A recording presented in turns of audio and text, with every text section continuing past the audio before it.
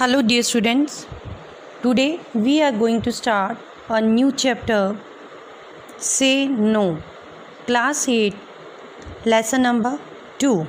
First of all, we'll start the reading of this chapter. I'm going to start. There was once a witty barber named Gopal. He had helped the king Raja Krishna many a time. He was the king's favorite now. The king loved him for his wisdom. Whenever Gopal asked the king for anything, the king never said no to him. He would immediately say yes with a smile. The king trusted Gopal completely. ਅਸੀਂ ਬੇਟਾ ਪੰਜਾਬੀ ਨਾਲ ਕਰਾਂਗੇ। ਇੱਕ ਵਾਰ ਗੋਪਾਲ ਨਾਮਕ ਦਾ ਇੱਕ ਬੁੱਧੀਮਾਨ ਨਾਈ ਸੀ। ਉਹ ਮਹਾਰਾਜ ਕ੍ਰਿਸ਼ਨ ਦੀ ਅਨੇਕ ਜਗ੍ਹਾ 'ਤੇ ਸੇਵਾ ਕਰਦਾ ਸੀ। ਉਹ ਰਾਜਾ ਦਾ ਫੇਵਰੇਟ ਸੀ ਕਿਉਂਕਿ ਉਹ ਬਹੁਤ ਇੰਟੈਲੀਜੈਂਟ ਸੀ, ਬੁੱਧੀਮਾਨ ਸੀ। ਗੋਪਾਲ ਨੂੰ ਜਦੋਂ ਵੀ ਰਾਜੇ ਕੋਲ ਕੁਝ ਵੀ ਚਾਹੀਦਾ ਹੁੰਦਾ ਸੀ ਤਾਂ ਰਾਜਾ ਉਸ ਨੂੰ ਕਦੇ ਵੀ ਨਾ ਨਹੀਂ ਕਰਦਾ ਸੀ, ਬਲਕਿ ਹੱਸਦੇ ਉਸ ਨੂੰ ਹਰ ਗੱਲ ਦੇ ਲਈ ਹਾਂ ਕਹਿੰਦਾ ਸੀ ਕਿਉਂਕਿ ਉਸ ਨੂੰ ਗੋਪਾਲ 'ਤੇ ਪੂਰਾ ਵਿਸ਼ਵਾਸ ਸੀ। The king, minister and courtiers became jealous of Gopal.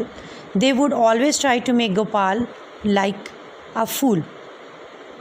But every time Gopal would get the better of them, he would make them all look like complete fools.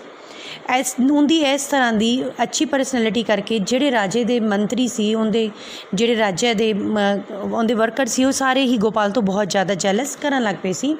ਉਹ ਕੋਸ਼ਿਸ਼ ਕਰਦੇ ਸੀ ਹਰ ਵਾਰੀ ਗੋਪਾਲ ਨੂੰ ਰਾਜਾ ਦੇ ਅੱਗੇ ਫੂਲ ਬਣਾਉਣ ਦੀ, ਮੂਰਖ ਬਣਾਉਣ ਦੀ, ਬਟ ਉਹ ਹਰ ਵਾਰੀ ਇੱਕ ਅੱਛਾ ਇਨਸਾਨ ਬਣ ਕੇ ਰਾਜਾ ਦੇ ਸਾਹਮਣੇ ਉਹ ਪਾਸ ਆਊਟ ਹੁੰਦਾ ਸੀ। One day the minister and the courtiers thought a plan.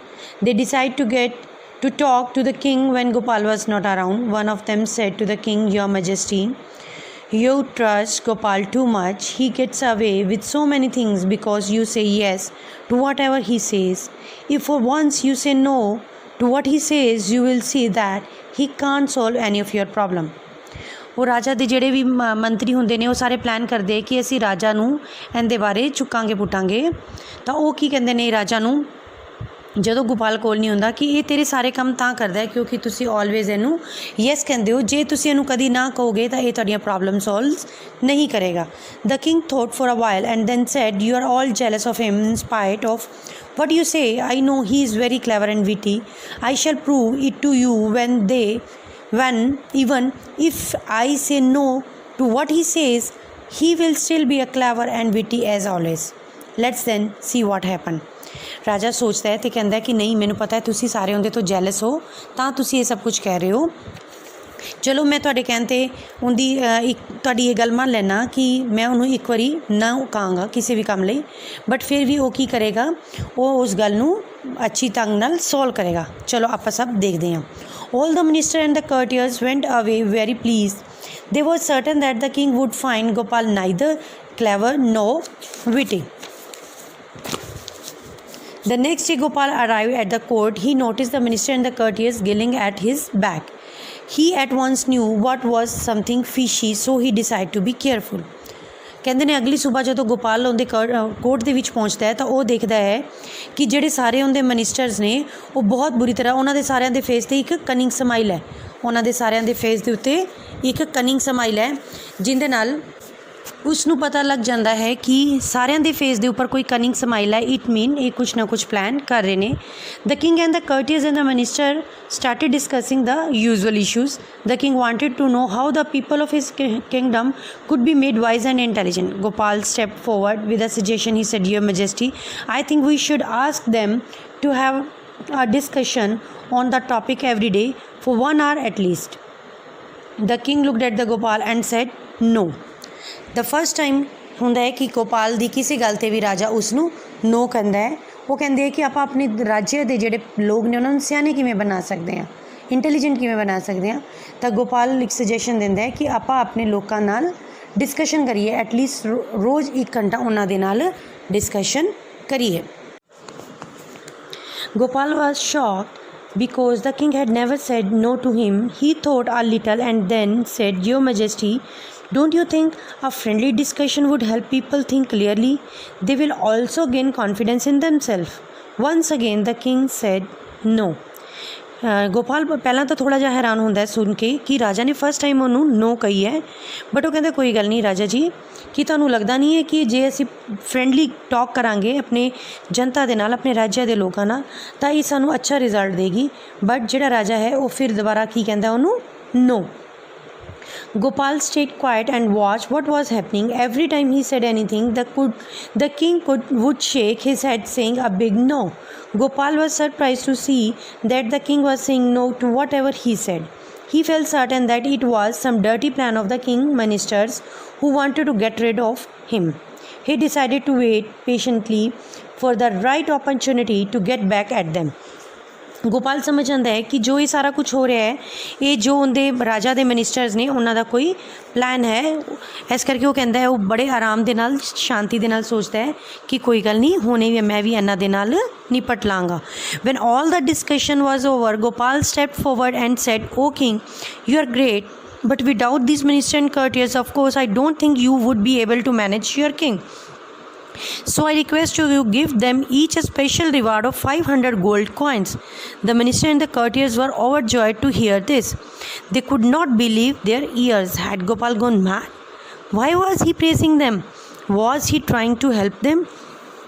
ਤਾਂ ਗੋਪਾਲ ਇੱਕਦਮ ਬੈਠਾ ਬੈਠਾ ਸੋਚਦਾ ਹੈ ਔਰ ਪਲਾਨ ਕਰਦਾ ਹੈ ਕਿ ਰਾਜਾ ਨੂੰ ਕਹਿੰਦਾ ਹੈ ਕਿ ਰਾਜਾ ਤੂੰ ਕੁਛ ਨਹੀਂ ਹੈ, ਅਗਰ ਤੇਰੇ ਇਹ ਮਿਨਿਸਟਰ ਤੇਰੇ ਨਾਲ ਕੰਮ ਨਹੀਂ ਕਰ ਰਹੇ ਤਾਂ ਇਸ ਲਈ ਮੈਂ ਚਾਹੁੰਦਾ ਕਿ ਜਿਹੜੇ ਤੇਰੇ ਇਹ ਮਿਨਿਸਟਰ ਹੈ ਤੂੰ ਉਹਨਾਂ ਨੂੰ ਕੋਈ ਸਪੈਸ਼ਲ ਰਿਵਾਰਡ ਦੇ 500 ਕੋਇਨਸ ਈਚ ਮਿਨਿਸਟਰ। ਉਹ ਸਾਰੇ ਮਿਨਿਸਟਰ ਦੇਖ ਕੇ ਬੜੇ ਹੈਰਾਨ ਹੁੰਦੇ ਨੇ ਕਿ ਜੋ ਗੋਪਾਲ ਹੈ ਉਹ ਉਹਨਾਂ ਦੀ ਫੇਵਰ ਕਿਵੇਂ ਲੈ ਰਿਹਾ, ਉਹਨਾਂ ਦੀ ਪ੍ਰੇਜ਼ ਕਿਵੇਂ ਕਰ ਰਿਹਾ। ਉਹ ਸਭ ਬਹੁਤ ਹੈਰਾਨ ਸੀਗੇ। However they were all happy at the thought of getting 500 gold coins, but they had forgotten that he had themselves wanted to king to do. The king looked at the Gopal and said firmly no. ਉਹ ਸਾਰੇ ਖੁਸ਼ ਹੁੰਦੇ ਨੇ ਕਿ ਸਾਨੂੰ 500 coins ਮਿਲਣ ਵਾਲੇ ਨੇ, ਬਟ ਉਹ ਭੁੱਲ ਜਾਂਦੇ ਨੇ ਕਿ ਉਹਨਾਂ ਨੇ ਰਾਜੇ ਨੂੰ ਕੀ ਕਹਿਣ ਲਈ ਕਿਹਾ ਸੀ। ਉਹਨਾਂ ਦੀ ਗੱਲ ਸੁਣ ਕੇ ਰਾਜੇ ਨੂੰ ਯਾਦ ਸੀ। ਰਾਜਾ ਉਹ ਫਿਰ ਕੀ ਕਹਿੰਦਾ, ਗੋਪਾਲ ਦੇ ਆਨਸਰ ਨੂੰ ਕੀ ਕਹਿੰਦਾ, no, I can't give them. The minister and the courtiers were all very sad to hear this. Gopal continued, Your Majesty, if that is not possible, I would request you to give them each a fertile piece of land in your kingdom. ਰਾਜੇ ਨੂੰ ਫਿਰ ਕਹਿੰਦਾ ਹੈ ਕਿ ਅਗਰ ਤੁਸੀਂ ਇਹਨਾਂ ਨੂੰ ਕੋਇਨ ਨਹੀਂ ਦੇਣਾ ਤਾਂ ਇੱਕ ਅੱਛੀ ਉਪਜਾਊ ਧਰਤੀ, ਛੋਟਾ ਛੋਟਾ ਇੱਕ ਟੁਕੜਾ ਆਪਦੇ ਰਾਜੇ ਦੇ ਵਿੱਚ ਤੁਸੀਂ ਇਹਨਾਂ ਸਭ ਨੂੰ ਦੇ ਦਿਓ। Once again the minister and the courtiers looked happy, but the king shouted back, No. The minister and the courtiers were almost in tears to hear this. By now the king had realized that Gopal knew what the minister and the courtiers had planned. He smiled to think Gopal will now show them how clever and witty he remains, even if I say no to what he says. राजा समझ ਜਾਂਦਾ ਹੈ कि गोपाल ਨੂੰ समझ आ गई है कि वो ये सब कुछ क्यों कर रहा है। ਉਹ ਸੋਚਦਾ ਹੈ ਕਿ ਜੇ ਮੈਂ, ਗੋਪਾਲ ਨੂੰ ਪਤਾ ਹੈ ਕਿ ਮੈਂ ਕਿਸ ਗੱਲ 'ਤੇ ਨੋ ਕਹਿਣੀ ਹੈ ਤਾਂ ਉਹਨੂੰ ਕਿਸ ਤਰ੍ਹਾਂ ਦਾ ਕੁਐਸਚਨ ਕਰਨਾ ਚਾਹੀਦਾ ਹੈ।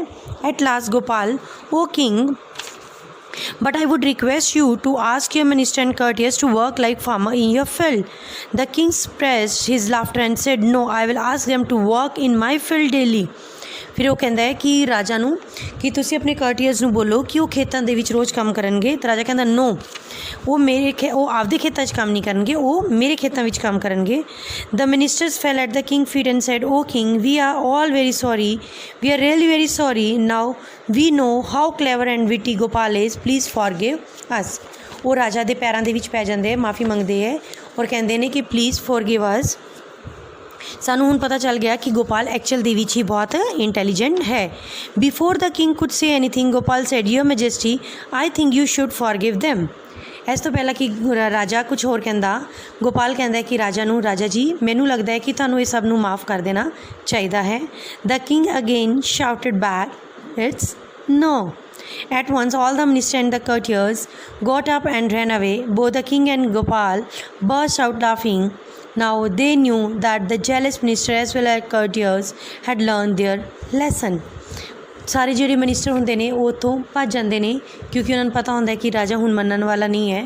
ਉਹਨਾਂ ਦੇ ਜਾਣ ਤੋਂ ਬਾਅਦ ਰਾਜਾ ਔਰ ਗੋਪਾਲ ਬਹੁਤ ਅੱਛੀ ਤਰ੍ਹਾਂ ਹੱਸਦੇ ਨੇ ਔਰ ਕਹਿੰਦੇ ਨੇ ਕਿ ਹੁਣ ਜੋ ਜੈਲਸ ਕਰਨ ਵਾਲੇ ਪੀਪਲ ਨੇ ਉਹਨਾਂ ਨੂੰ ਉਹਨਾਂ ਦਾ ਸਬਕ ਮਿਲ ਗਿਆ ਹੈ। ਡੀਅਰ ਸਟੂਡੈਂਟਸ, ਆਈ ਹੋਪ ਕਿ ਤੁਹਾਨੂੰ ਇਸ ਪਾਰਟ ਦੀ ਸਟੋਰੀ ਸਮਝ ਆ ਗਈ ਹੋਏਗੀ। ਨੈਕਸਟ ਸੈਸ਼ਨ ਦੇ ਵਿੱਚ ਅਸੀਂ ਇਹਦੀ ਬੁੱਕ ਵਰਕ, ਐਕਸਰਸਾਈਜ਼ और सारा क्वेश्चन आंसर करांगे। Thank you.